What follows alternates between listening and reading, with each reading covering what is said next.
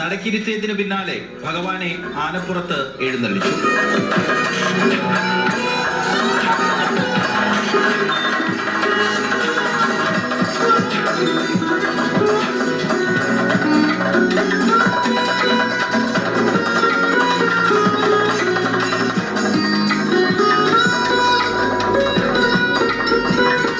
നല്ല സൂപ്പറായി. ഞങ്ങളുടെ ഭാഗ്യമാണ് ഞങ്ങളുടെ ക്ഷേത്രത്തിൽ നിന്ന് കിട്ടിയത്.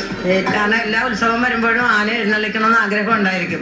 പക്ഷെ ഒത്തിരി സാമ്പത്തിക ചെലവും അത് തന്നെയല്ല അതുങ്ങളുടെ ഉപദ്രവവും ഒക്കെ കാരണം നമ്മുടെ ക്ഷേത്രത്തിന് അത് സാധിക്കില്ലായിരുന്നു. അതിന് വേണ്ടി പ്രയത്നിച്ച അവർക്ക് എല്ലാവർക്കും ഞങ്ങൾ നന്ദി പറയുന്നു. അതാണ് കാര്യം. ആന ഒറിജിനൽ അല്ല, ഒറിജിനലിനെ ഒപ്പം നിൽക്കുന്ന ഡ്യൂപ്ലിക്കേറ്റ് ആണ്. ഞാൻ വിചാരിച്ചത് ആദ്യം ഒറിജിനൽ ആയിരിക്കും, പിന്നെയാണിത് ഇങ്ങനെ വെച്ചേക്കുന്നതൊക്കെ കണ്ടപ്പോഴാണ് എനിക്ക് ഇത് ഉണ്ടാക്കിയതാണെന്ന് മനസ്സിലായത്. നല്ലതായിട്ടാണ് ഉണ്ടാക്കിയിരിക്കുന്നത്, എനിക്ക് നല്ലതായിട്ട് ഇഷ്ടപ്പെട്ടു.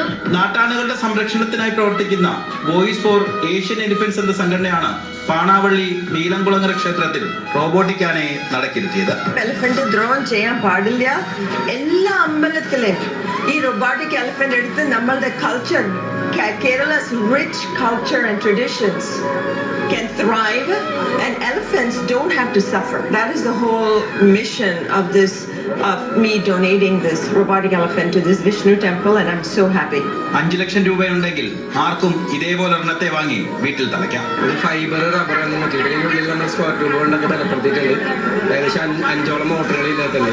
ഇത് ചെവിയാട്ടും, കണ്ണ്, വാല്, പിന്നെ തുമ്പിക്കൈ പൊന്തിക്കാൻ പറ്റും, വെള്ളം ചീറ്റും, പിന്നെ നമുക്ക് അനായാസം അങ്ങോട്ട് കിടക്കാൻ നീക്കിക്കൊണ്ട് നടക്കാനൊക്കെ പറ്റും. പ്രായഭേദമന്യേ യാതൊരു ഭയവും ഇല്ലാതെ എല്ലാവരും കൊമ്പനൊപ്പം ഫോട്ടോയ്ക്കും പോസ്റ്റ് ചെയ്തു.